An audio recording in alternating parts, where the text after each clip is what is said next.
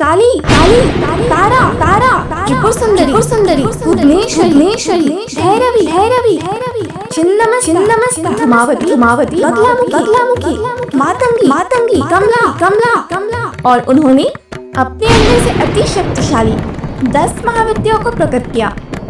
मेरा पुत्र ही जीवित नहीं रहा, अब मैं इस सृष्टि में किसी को भी जीवित नहीं छोड़ूंगी। अब विनाश होगा। अब 10 महाविद्याएं अति क्रोधित थी और वो एक एक कर सभी देवताओं को निगलने लगी। चारों ओर त्राही मच गई, सृष्टि विनाश होने लगी।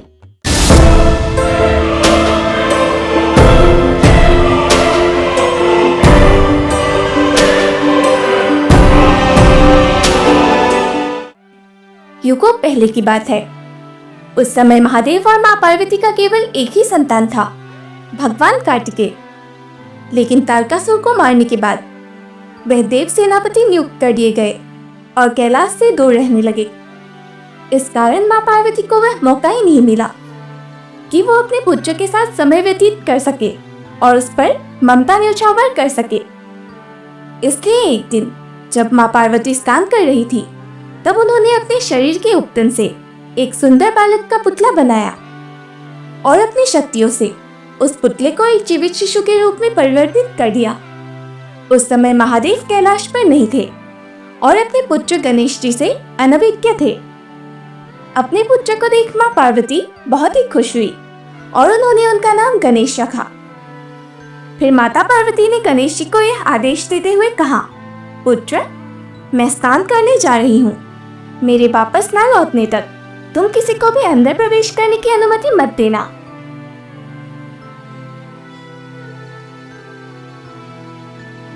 और अपनी माता का आदेश मानकर गणेश जी द्वार पर पहरा देने लगे। इसी बीच नंदी जी आदि महादेव के गण द्वार पर आए और प्रवेश करने की चेष्टा की, लेकिन गणेश जी ने किसी को भी प्रवेश करने की अनुमति नहीं दी। बालक, कौन हो तुम? हमें अंदर प्रवेश करने दो। यह मेरी माता का आदेश है। मैं किसी को भी अंदर प्रवेश करने की अनुमति नहीं दूंगा। हठ मत करो बालक, हम महादेव के गण हैं। तुम हमें अंदर प्रवेश करने दो, अन्यथा इसका परिणाम उचित नहीं होगा। मैंने अपनी माता को वचन दिया है कि मैं किसी को भी अंदर प्रवेश करने नहीं दूंगा और मैं किसी भी परिस्थिति में अपने वचन से पीछे नहीं हटूंगा। और इसी बीच महादेव कैलाश लौटे और उन्होंने अंदर प्रवेश करने का प्रयत्न किया, लेकिन गणेश जी ने उन्हें भी रोक दिया। आप चाहे जो कोई भी हो, आप अंदर प्रवेश नहीं कर सकते। अब इस बात की सूचना मिलते ही कैलाश पर सभी देवता भी आ चुके थे। गणेश जी की यह हठ और महादेव का अपमान देख सभी को बहुत क्रोध आया और अब कैलाश पर देवताओं के साथ साथ ब्रह्मदेव और नारायण भी आ चुके थे। नंदी, वासुकी, अग्निदेव, इंद्रदेव आदि सभी देवताओं ने बारी बारी गणेश जी को समझाने की कोशिश की, परंतु वह नहीं माने। इंद्रदेव क्रोधित होकर कहने लगे, हठ मत करो बालक और महादेव को अंदर प्रवेश करने दो, अन्यथा तुम्हें देवराज इंद्र का प्रहार सहना होगा। हा। वज्र हो या कोई भी अस्त्र शस्त्र, मैं नहीं डरता। मेरी माता का आदेश है और मैं इसकी अवहेलना किसी को भी करने नहीं दूंगा। तो फिर ठीक है बालक, तो अब मेरे वज्र का प्रहार सहने के लिए तैयार हो जाओ।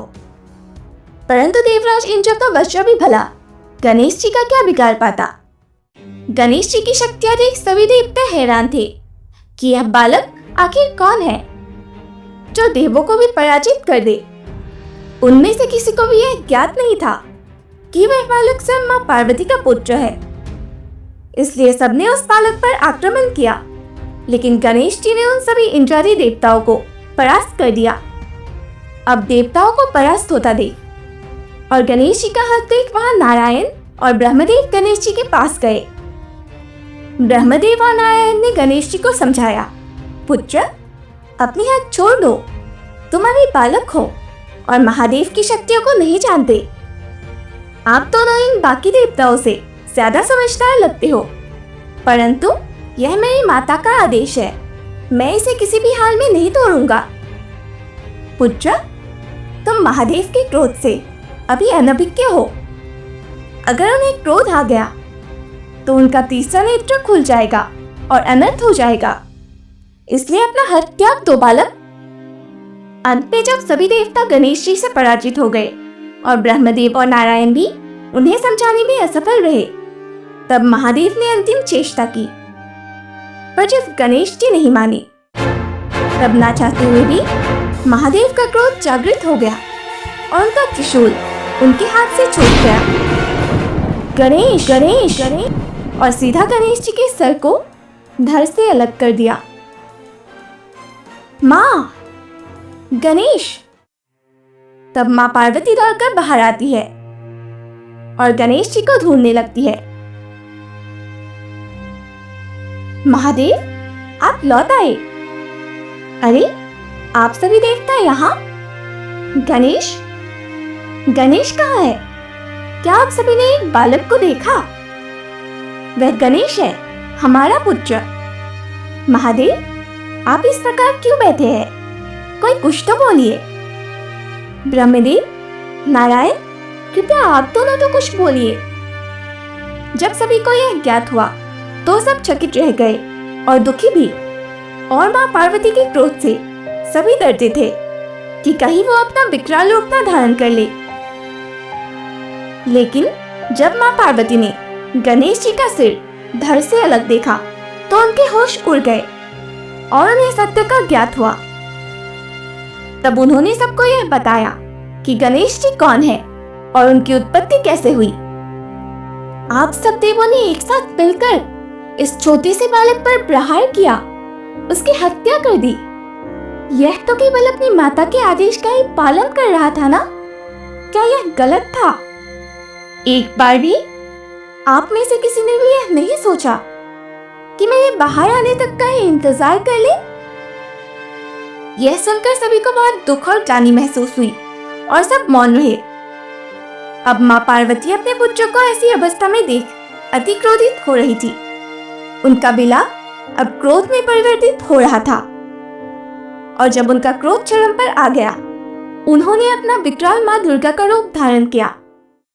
आप सभी देवों ने यह बिल्कुल भी उचित नहीं किया। अब इसका दंड आप सबको मिलेगा। काली काली तारा तारा त्रिपुर सुंदरी भुवनेश्वरी भैरवी भैरवी छिन्नमस्ता धूमावती बगलामुखी मातंगी कमला। और उन्होंने अपने अंदर से अति शक्तिशाली 10 महाविद्याओं को प्रकट किया। मेरा पुत्र ही जीवित नहीं रहा। अब मैं इस सृष्टि में किसी को भी जीवित नहीं छोड़ूंगी। अब विनाश होगा। अब 10 महाविद्याएं अति क्रोधित थी और वो एक एक कर सभी देवताओं को निगलने लगी। चारों ओर त्राही मच गई। सृष्टि विनाश होने लगी। अब अपनी सृष्टि को नष्ट होता हुआ देख त्रिदेव चिंतित हो गए और माँ पार्वती से विनती करने लगे, अगर मेरे पुत्रों को पुनर्जीवित नहीं किया गया तो मैं इस पूरी सृष्टि का नाश कर दूंगी। देवी, आपको तो ज्ञात है कि मेरे त्रिशूल से प्रहार का प्रभाव उल्टा नहीं किया जा सकता। यह असंभव है। उचित है। तब इस सृष्टि का विनाश रोकना संभव है। तब महादेव ने नारायण से आग्रह किया, नारायण, आप कृपया पृथ्वीलोक पर जाइए और जो भी प्राणी आपको सर्वप्रथम दिखाई दे और जिसकी माँ अपने शिशु से पीट करके हो, आप उनका शीश लाइए। तब नारायण पृथ्वीलोक गए और उन्हें सबसे पहले एक खतने का बच्चा दिखाई दिया जिसकी माँ अपने बच्चे से पीट करके सोई हुई थी। तब नारायण उस गज के बच्चे का सिर लेकर आ जाते हैं। अब यहाँ मैं आप सभी को बता दूं कि उस गज के बच्चे की इच्छा से ही ऐसा हुआ था, जिसकी एक अलग कहानी है। और फिर महादेव गणेश जी के धड़ पर उस गज के बच्चे का शीश लगा देते हैं और वह जीवित हो जाते हैं। माँ, पुत्र, अपने पुत्र को जीवित देख माँ पार्वती का क्रोध शांत हो जाता है और 10 महाविद्याएं भी शांत हो जाती है और वह खुशी से गणेश जी को गले लगा लेती है। आप सभी को गणेश चतुर्थी की हार्दिक शुभकामनाएं। कहानी पसंद आए तो वीडियो को लाइक करें और गणेश चतुर्थी पर जानें कि गणपति बप्पा मोरया क्यों कहा जाता है, जिसका लिंक आपको डिस्क्रिप्शन में मिल जाएगा। और साथ ही काशीवास क्रिएशंस को सब्सक्राइब करके बेल नोटिफिकेशन जरूर ऑन करें। हर हर महादेव, गणपति बप्पा मोरया।